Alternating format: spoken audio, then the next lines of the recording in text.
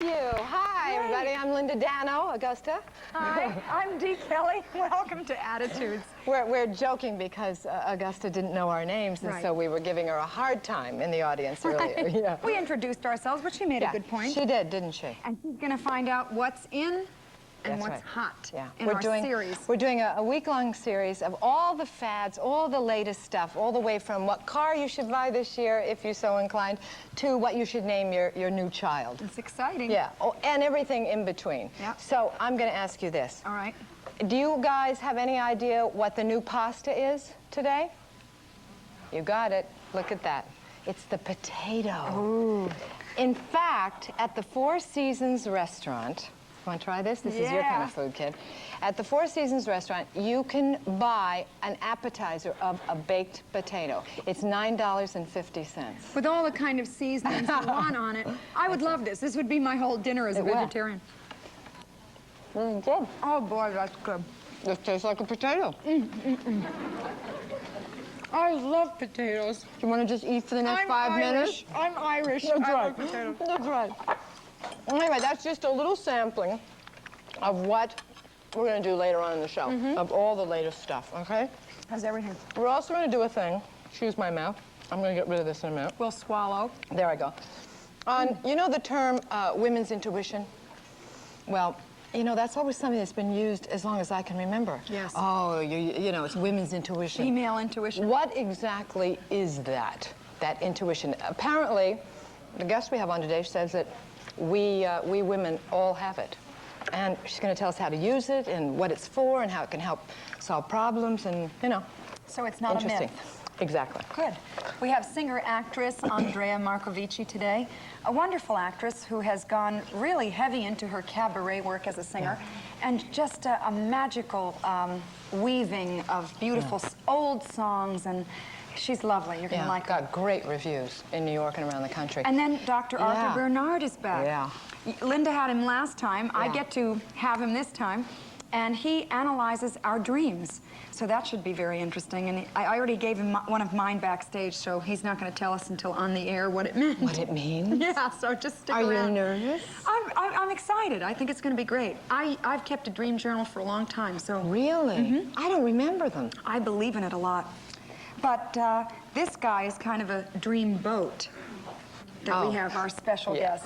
This is a favorite here. He really is. He's our first guest today is really an Attitudes favorite, but statistics show we're not the only ones who thinks he's a shoo-in for a lot of laughs. According to the Book of Lists, he is the #1 most frequent guest on television. You believe that? Well, he's ours today, and he's here to tell us about his newest projects, one of which is his exercise video. Now, let me warn all of you, he is known for his honest humor, and it only really seems fitting that his version of a video fitness craze be called the I Hate to Work Out workout. So Very funny. honest, yes. Why don't we take a look at it?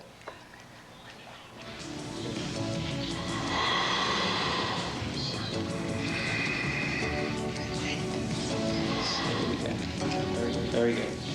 Okay. Please welcome David Brenner.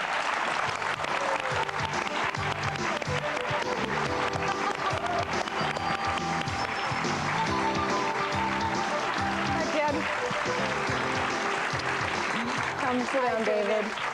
You look like you really hated that. Oh, I hate it. It's disgusting.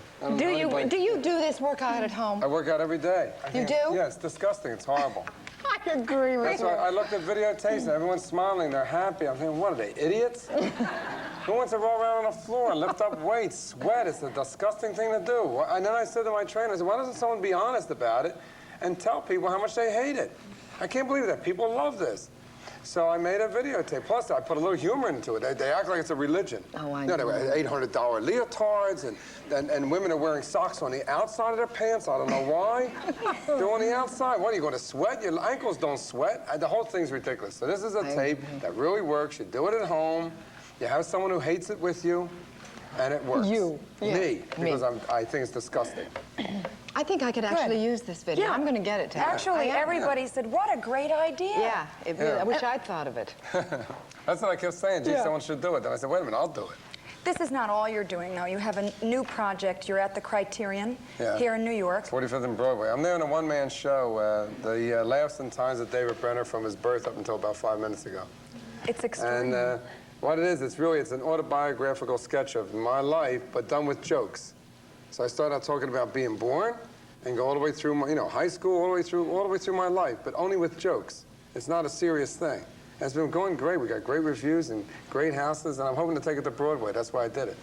I mean, it is Broadway, but I mean, I hope to stay on Broadway. Stay on Broadway. Yeah. Was it hard for you to go through your whole life and think about it and work out all those moments and think back on all that stuff? Not really, because I did it with the humorous parts of life. And things that bothered me as a kid, I made fun of. Yeah. So I could make jokes about it. So I didn't, now at this point in my life, I mean, it's like a big joke. My life's been like a big joke.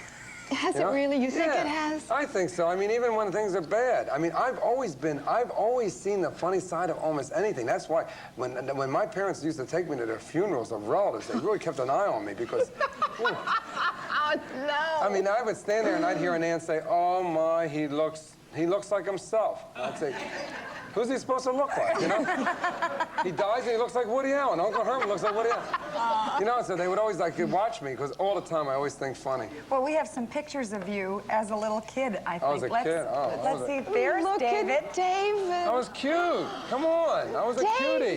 Yeah. David, it is hard to believe, looking at that picture, that you were a gang member in Philadelphia. There I am. At that age, I mean, this is a gang member? What kind of 14, gang? 14. It was a gang of very skinny Jewish guys. Oh.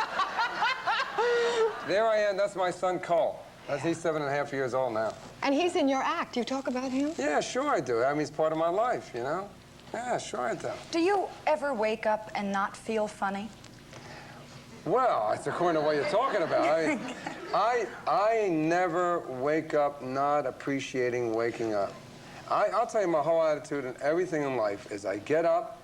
First of all, I got up. Great. Second of all, I'm not in too much pain. Great. I get the feet out of the bed, and they're working, and the body's going with it. Great. I go to the bathroom. Great.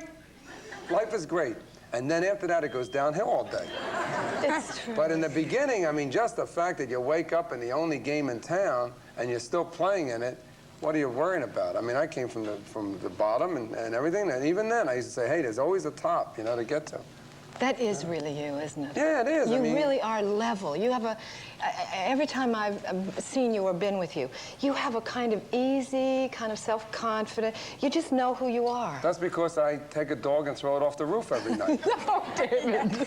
No, I'm kidding, No, please. tell him you're kidding. I'm kidding. We'll get letters, for geez. God's sake. That's all you got to say. It's something about the dog. I figured out how we could have ended the Vietnam War.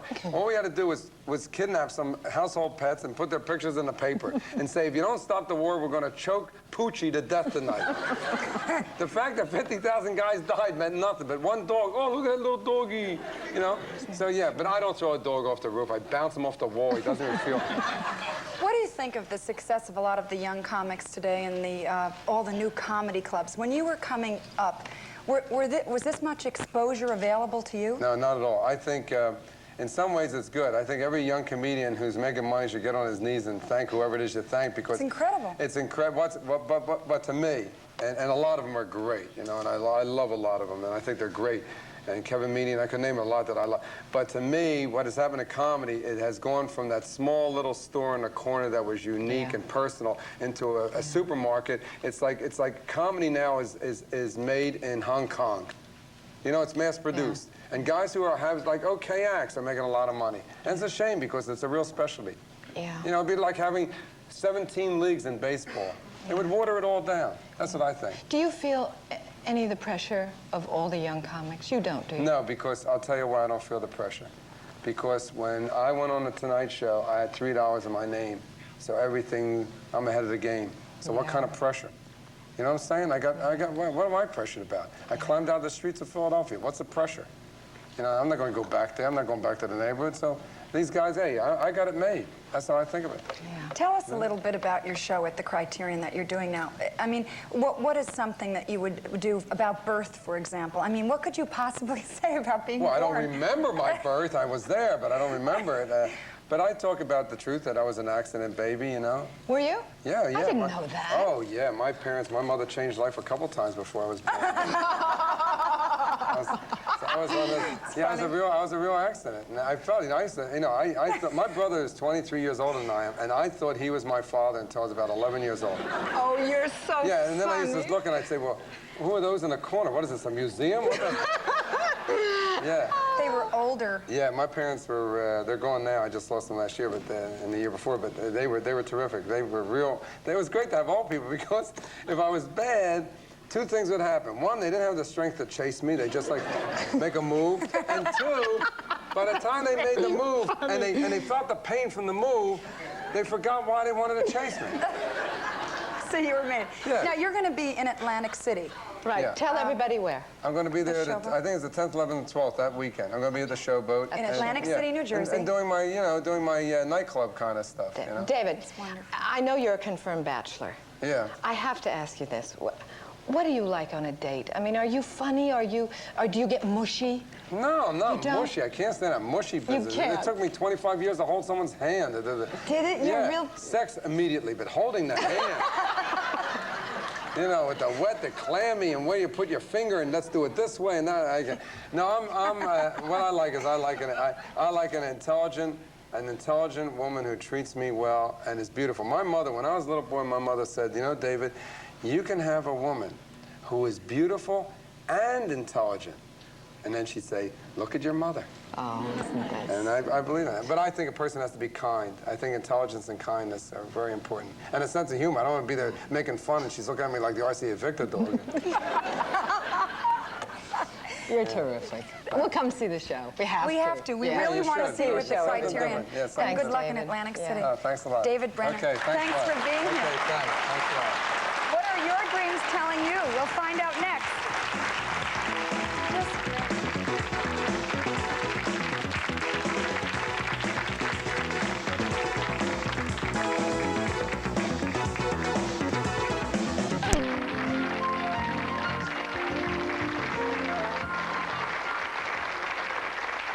What are your dreams telling you? Last night, or maybe even tonight, you could receive a message from your subconscious that is of great value.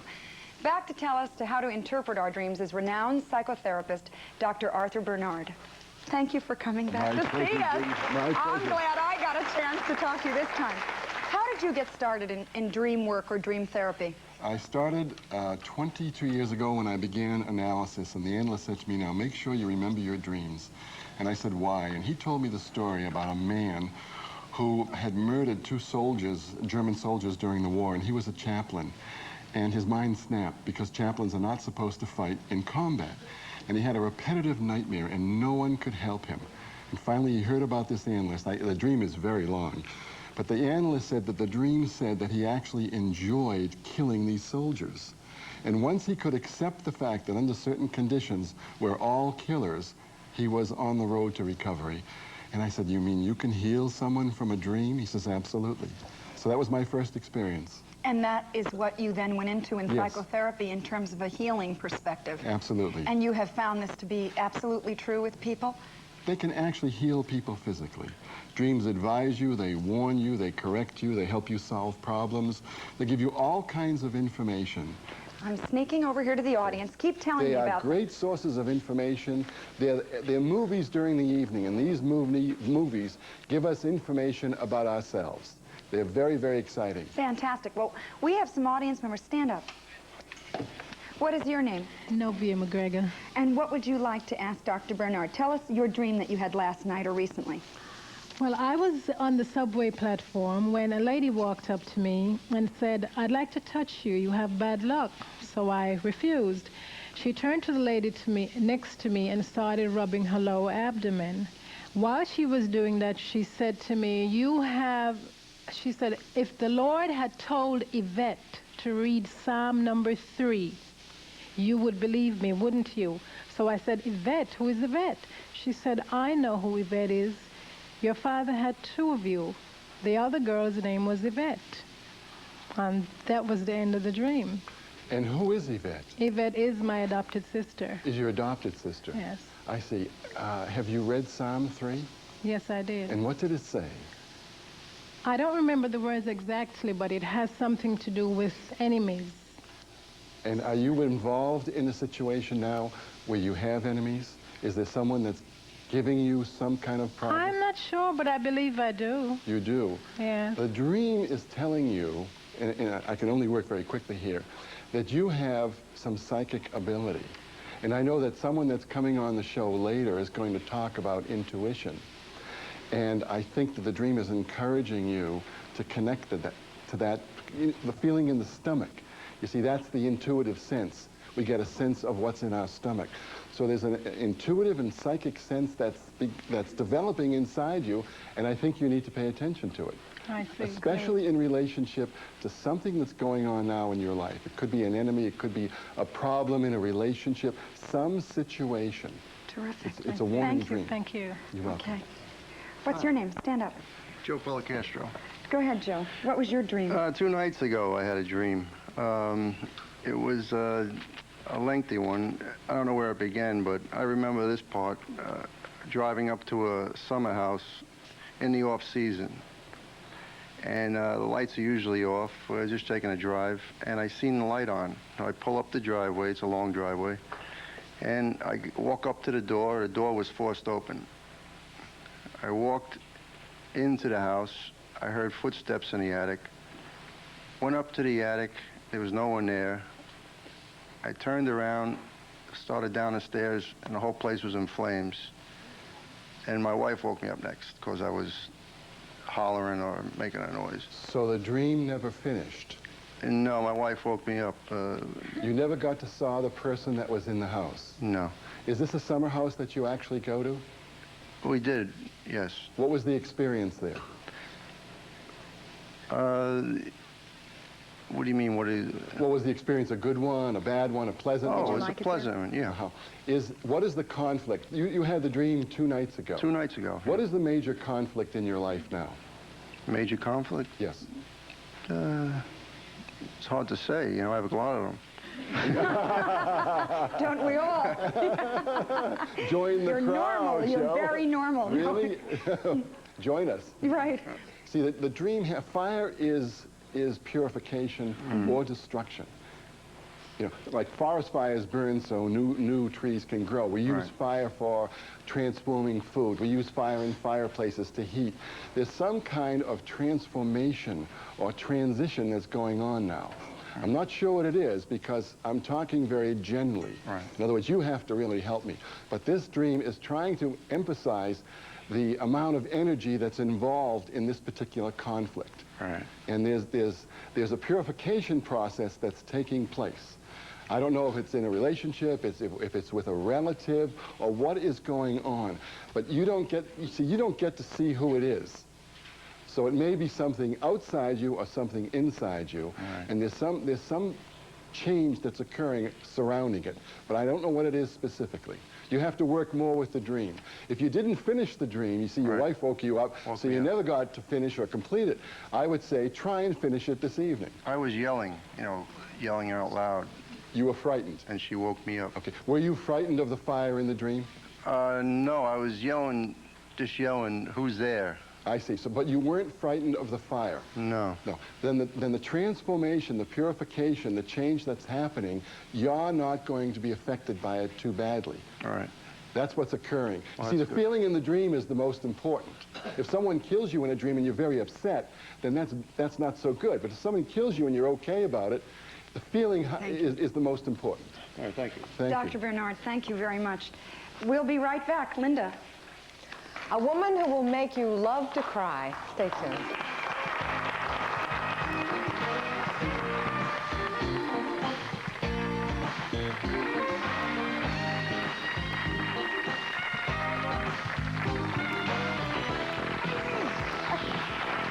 I love that. Great. Our next guest has a voice so magical that she has been called a sorceress. Well, it's not unexpected for a child whose mother taught her, instead of nursery rhymes, torch songs. She's brought new life to old torch songs. Please welcome Andrea Marcovicci.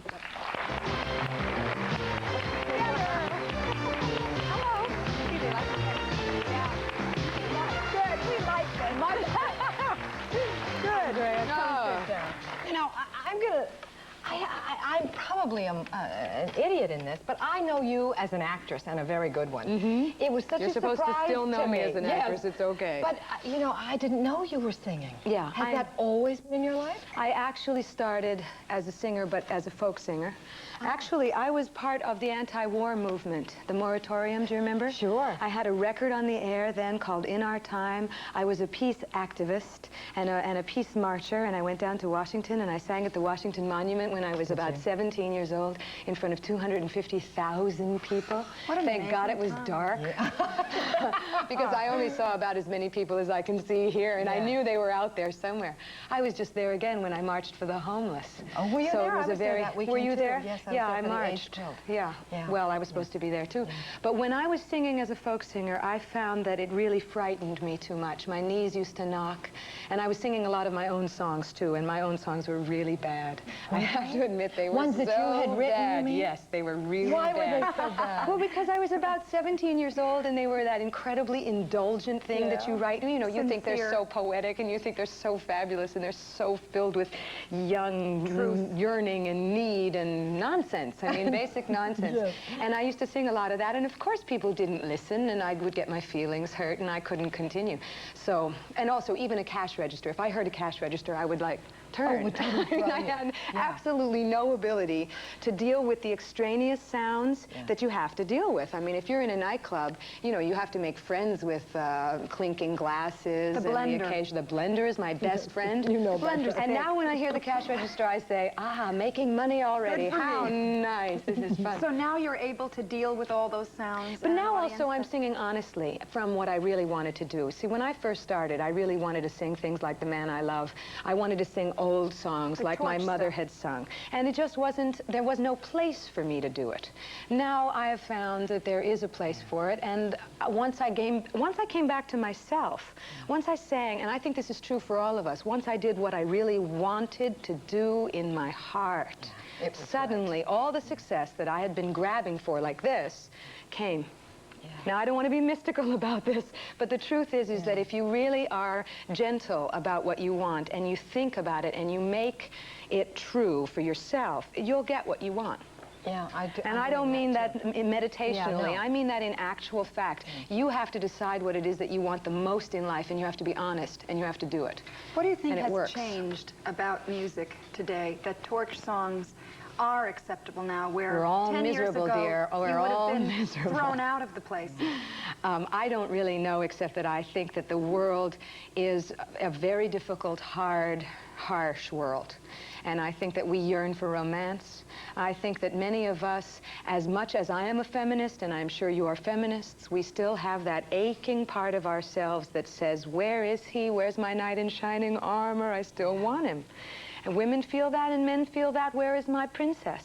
And I don't mean this in a throwback way. I mean it in the true sense of where is romance? Where is something dreamy? Where is something really dishy going to happen?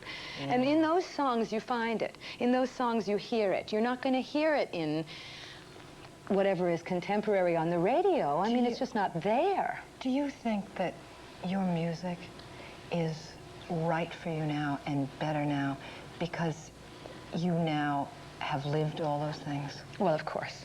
I mean, I certainly couldn't have sung like this. I was acting it before. What did I know about pain or angst? I mean, I had an idea about it, but I didn't actually know. Is your It's life certainly better more- now because My of life this? is better now because I have honestly done what I wanted to do, and the thrill of getting up there night after night and singing from my heart these beautiful old songs and keeping them alive is better than anything you can ask for. So naturally, my life is better in all ways. But I think we all need something that's a bit more romantic in life, along with real life. I want to treat life honestly and yet also have romance, and these Absolutely. songs do it. Absolutely. And they really do it. You think that cabaret is here to stay, finally? Absolutely, I think it's here to stay. I think we need all kinds of music, and the history of music is certainly there. Oh, cabaret is here to stay, absolutely. Tell everybody what Girls' Night Out is. Girls' Night That's Out your is an show. entire night. It's Friday and Saturday late. I would never dare do it at the early show because God forbid. This is an entire night of women songwriters and women poets.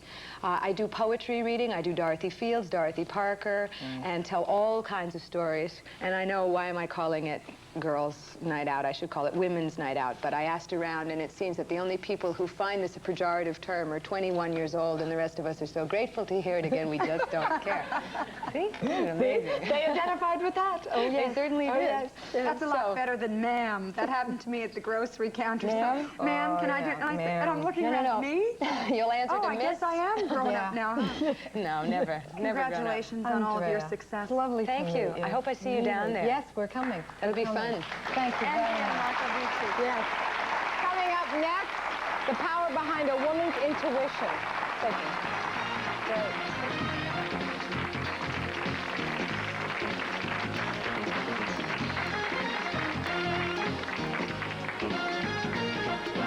Do men too? Yes, they do.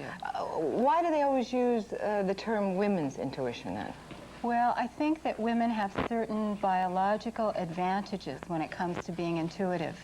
They have biological events in the menstrual cycle, childbearing, and child rearing that tend to slow them down in a way that intuition can function. This is one of the things that scientific research shows. That, Really? Yes, that we function better intuitively when we're not so jacked up. When we're really going at a high speed, our vibrations, our brain waves are in a chronic, agitated state. And when we're more relaxed, you know, we tune into what's around us. So, in other our words, intuition works. We should take some private moments. We need private and allow that intuition to take hold of ourselves and to Right. guide us. That's right. How can this change our lives? Can it help us? I mean, can it solve problems? Can it make our lives a little clearer? Well, I got interested in intuition because I saw in intuition a way of saving time. How do you of mean? not struggling so much making decisions. I became aware of intuition, really, I think, in raising my children. And once I tapped it, I realized I could use it in solving problems with work, solving problems in my relationships. Right. So I think it saves time. I think it's marvelous. I think it's empowering to us as women to access this force. Now, I'm going to walk into the audience, and we're going to get some stories from our audience members on intuition. Okay. My feeling about intuition is that it's like I get a gut feeling about someone, a strong feeling, whether I like them or I don't like them. And a lot of times I'm absolutely on the money. Later I find that out. Is that intuition? Yes, that's one form. There's several forms Tell of us the intuition. forms of it while I go into the audience, will you? Yes, well, there's physical intuition. That's what you've described. That's that sense that you get in your gut that something is wrong or right for you. Emotional intuition is the kind where we hear from someone we haven't heard from, and we have a premonition, say, someone that we're linked to biologically, someone we're linked to emotionally. We sometimes know of events before they happen. And the mental kind of intuition tends to occur when we've been struggling very hard for the solution to a problem, and we relax, we let go, and eureka, there it is. So they're all intuitions. All right, Elizabeth, tell us your name. I'm Polly Lane. Hi, Polly. What story do you have to tell about intuition? I really don't have a story, but I was going to say that we, as women, have to learn to listen to our intuition, because a lot of us, we're going too fast and in such a hurry that we just don't. But it's like you said, a gut instinct and something that's wrong and right. I know many times I've decided, no, that can't possibly be right. It came too easy. But that is, and you need to trust that instinct and go from there. I agree. Thank you. Would you stand up for me? Tell us your name. Carissa Buenafe.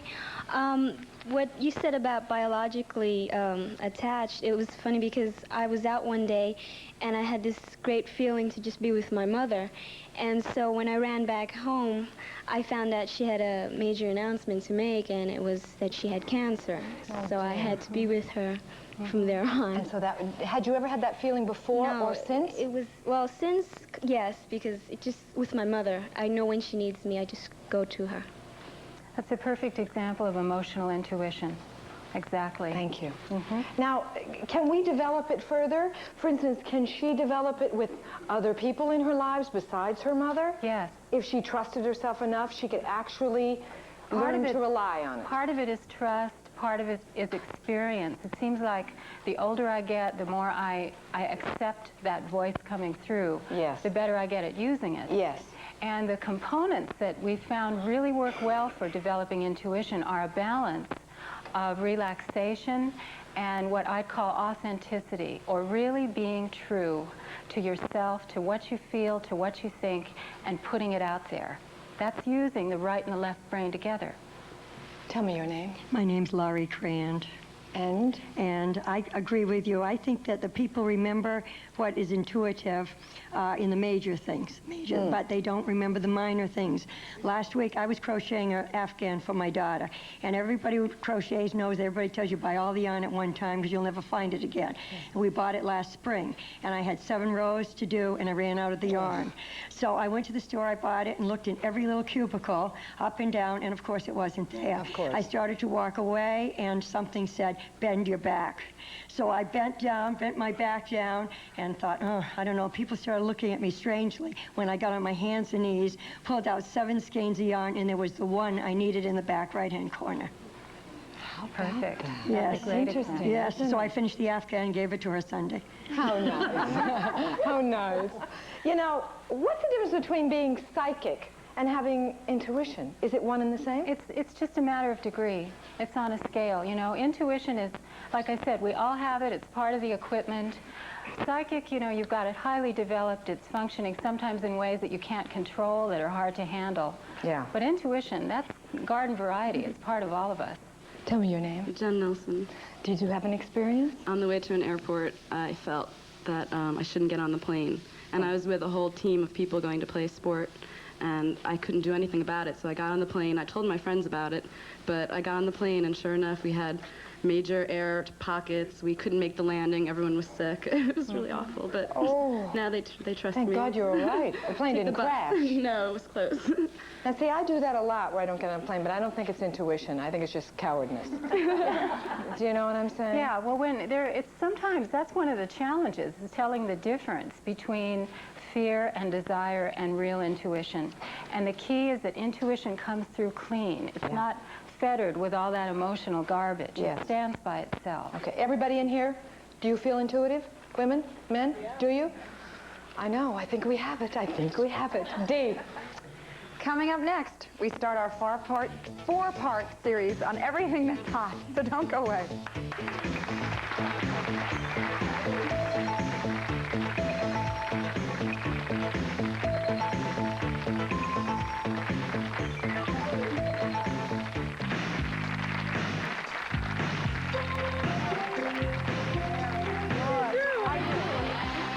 Beginning all this week, we're going to show you, be quiet, Corky, some things that are very hot right now. We're not suggesting that you become a slave to the latest trends or anything. But I think it's a lot of fun to see what's on what we call the cutting edge. Absolutely. According to our sources, here's what's hot today in this show. Right. Sunglasses are very hot. In fact, women executives are actually wearing these in the office all day long. And I will list you a couple. Quiet, you.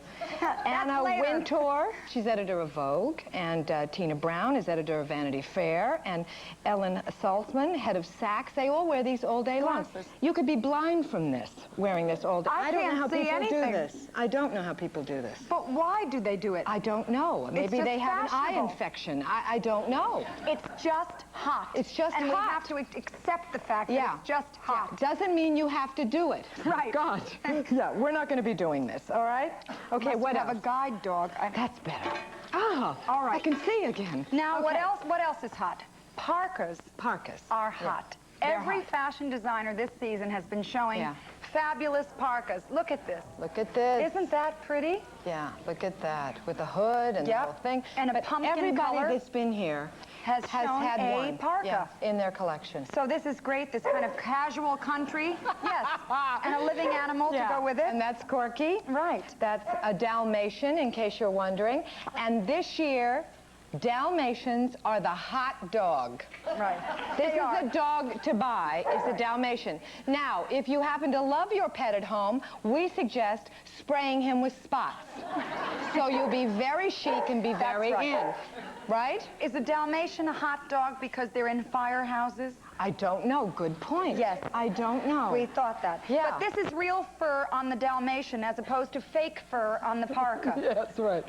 No, we don't know why a dog is hot one year to the next, but this year, it's the Dalmatian. Thank you, Corky, Okay. and our model. Yes, thank you. Charming. Okay. Now, what else is hot? Marriage is hot. Marriage is very hot. 2,389,000 marriages this year. And you're not one of them. You're darn right. But marriage is up. Marriage is on the rise. People are getting married. As a matter of fact, today, Linda Leverage was getting married. We've got a beautiful engagement ring. Is she? Yeah, we have 3 marriages. know She that, is our Linda. ticket coordinator on our show. Really? That's right. Who's she marrying? She's marrying a very charming man who's a chef. But anyway, chef. marriage is on the rise. So everybody's getting married. Another thing that's very hot and trendy this year, What you speaking need to of get marriage, married. right, is antique. Now, this is what they want us to do. Right. Now, Antique engagement. Now, mine is bigger. Yeah. But before we do that, these are antique rings on the pillow here from Fred Layton. Aren't they gorgeous? But it's not just a regular engagement ring, they're antique engagement rings. Now, the one I'm Which wearing... means the setting, right? Yeah. Yeah. This is very large. Big. Very and big. very expensive. Very big. They Marry both him are. immediately. No. And Linda's is gorgeous. It's all diamonds around the band. See that? Can all you see around that? the band? Is that pretty? Beautiful. Is that pretty? So antique engagement rings, everybody. Is in. Very hot. Boys, men. Trendy, hot. That's right. Now, what I else know is that hot? the hottest book around, I'm sure you've all read it and don't even realize it. We've read it every day because of the telephone strikes, is the phone book. It's the hottest book around now. Very hot. Now, you can't get directory assistance because there are striking operators. So we all have gone back to the old way of looking up a phone number in the phone book. And of course, everyone has said soon to be a major motion picture. Yes, very interesting. That you'll be in. That's That you'll right. be in. The phone book. Okay. is Also, hot. what's very in is social conscience about everything, AIDS, the homeless, and thank God this is one of the few trends that I hope lasts. Most of these trends are ephemeral and will be gone next week, but we're hoping that this one is with us forever because this is an involvement we really need to stay with. So that's very big this year. Which is great. We also have something perhaps not as philosophical, but the Teenage Mutant Ninja Turtles are here, everybody. This is big this year. This is hot, very hot. Oh, we're not supposed to touch this, Right, remember? but we can put him up on top. Yeah. These are going to be a major motion picture, actually, and they are all a part of a good guy team. They're called, as I said, the Teenage Mutant Ninja Turtles. I can't wait to see this film, can you? And this is the hottest toy around right now. You cannot even purchase this. It is so hard to get it. Okay? They're hot off the press. What else is hot? Quitting smoking. You are a leper today if you smoke. No doubt about it. It's on planes, and the rumor has it that they'll even go to 6.5-hour trips on an airplane. You'll just have a lot of neurotic passengers. Clubs but smoking are out. is out. Clubs are out, partially because of smoking. Everybody's getting healthier. And drinking. And Everyone's noise. healthy. Clubs are out. Restaurants are in. Entertaining at home and eating intimately in restaurants. Drinking at home. But we have more. We have more. We have a bazaar over here that we're going to take you to with and accessories. Show you the latest accessories this year. Great. Okay, I'll get on this side. Okay. Dee. Now we're starting.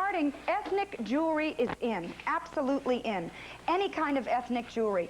We have our Santa Fe kind of desert stuff, which would be a la American Indian, Native American. We've got all of the bolero for neck. We have turquoise. Belts. Ethnic belts are in. What's all anything this? ethnic. We have, it's Middle Eastern, whether it's Turkish, African looking, American Indian, as I said. Whatever is ethnic looking in jewelry is in. And also, to sort of in the same theme, tapestry shoes are very big. You can't even find them in the stores. So what do we do? Tapestry bags. Right. They don't mean anything, but they're expensive, and they're in. And you can't get them. Right. So and great. here we have gauntlet gloves. These are the new look in gloves. You see how high this comes up? This is sort of the Prince Charming thing. Right, wear them with jeans. Yep. Vests are in. Any kind of vest is in. Right. Any single thing. You can wear a satin vest, a flowered vest. Any kind of vest is great to wear. Shawls, right? Shawls are in. This is a gorgeous shawl for evening, but any kind of shawl. Casual Big over wraps, here. everything. Big wraps. Like a coat almost. Right. Rings brings up are there. in, everybody. Ethnic rings with any kind of thing on them like this, a little Indian motif or whatever. whatever. Rings are absolutely in, as many as you want to wear, in for this year. The big thing around your waist this year is a belt bag. The belts with the little hanging bag like a coin purse. This is very big this year. So you want to jazz up an outfit that you've had for 12 years, buy a belt bag, and you'll look like you're doing now something you new. know what's hot. You heard it right here on Attitude. Stay with us. We'll be right back. Great. These are great.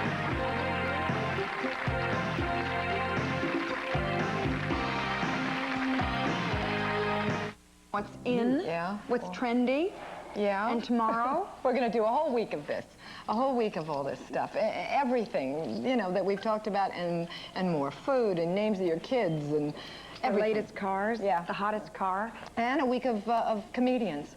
Today was David, but tomorrow we have Rosie O'Donnell. Yes. Who's a funny new up-and-coming star. She's great. You'll like her, I think. Yeah, so it was a great show. We learned a See lot. you tomorrow. Thanks for coming. Bye-bye. To receive Lifetime's Attitudes tip sheet with information on today's show, call 1-900-773-4040. Today's show and issue number is 6. The cost of the call and tip sheet is $2. To avoid ordering duplicate tip sheets, please check your issue number before placing the call.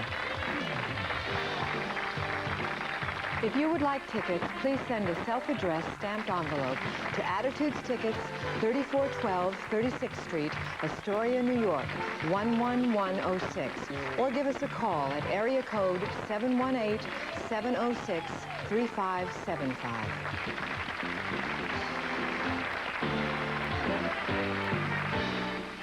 Life got you down, can't pay the bills? Forget your troubles, relax a while, and watch Lonnie Anderson pave her way down Easy Street.